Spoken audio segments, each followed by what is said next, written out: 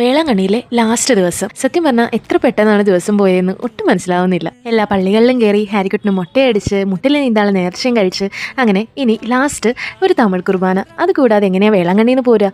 അതിന് വേണ്ടിയിട്ട് ഞങ്ങൾ ഞായറാഴ്ച രാവിലെ 6 മണിക്കത്തെ കുർബാനക്ക് കുളിച്ചൊരുങ്ങി പള്ളിയിൽ ചെന്നു. പള്ളി ഫുള്ളായിരുന്നു, അതുകൊണ്ട് പുറത്താണ് നിന്നത്. ഹാരിക്കുട്ടി നല്ല ഉറക്കമായിട്ടോ, വെളുപ്പിന് എണീറ്റുകൊണ്ട് ആൾക്ക് നല്ല ക്ഷീണം ഉണ്ടായിരുന്നു. അങ്ങനെ പള്ളിയിൽ കുർബാനയൊക്കെ കൂടി അവന് 2 കളിപ്പാട്ടം അപ്പൻ്റെ അമ്മയുടെയും വക അതും മേടിച്ച് ഫോട്ടോയൊക്കെ എടുത്ത് ഞങ്ങൾ തിരിച്ച് റൂമിൽ വന്ന് ഫുഡ് കഴിച്ച് ബസ്സിൽ കയറിട്ടോ. എല്ലാം ഭംഗിയാക്കി തന്നതിന് മാതാവിനോട് നന്ദിയും പറഞ്ഞ് അടുത്ത കൊല്ലം വീണ്ടും കാണാൻ പറ്റട്ടെ എന്നും പറഞ്ഞ് ഞങ്ങൾ അങ്ങനെ വേളാങ്കണ്ണിയിൽ നിന്ന് പോന്നു. പോണ വഴി ഒരു ചായ കുടിക്കാൻ വേണ്ടി ഞങ്ങൾ അവിടെ ഒരു ബേക്കറിയിൽ കയറിട്ടോ. വെളുപ്പിന് എണീറ്റ് പള്ളിയിൽ പോയതുകൊണ്ട് ഞങ്ങൾ ബസ്സിൽ കയറിയപ്പോൾ നല്ല ഉറക്കമായിരുന്നു കേട്ടോ. അങ്ങനെ ചായയൊക്കെ കുടിച്ച് ഞങ്ങൾ തിരിച്ച് ബസ്സിൽ കയറി. ഏതോ ഒരു മൂവി ഇട്ടിട്ടുണ്ടായിരുന്നു. അങ്ങനെ സിനിമയൊക്കെ കണ്ടു പോകുന്ന വഴി ഉച്ചയായത് അറിഞ്ഞതേയില്ല. നല്ല അടിപൊളി മീൻകറിയൊക്കെ കൂട്ടി ഊണൊക്കെ കഴിച്ച് ഒരു മഞ്ചും കഴിച്ച് ഞങ്ങൾ യാത്ര തുടർന്നു.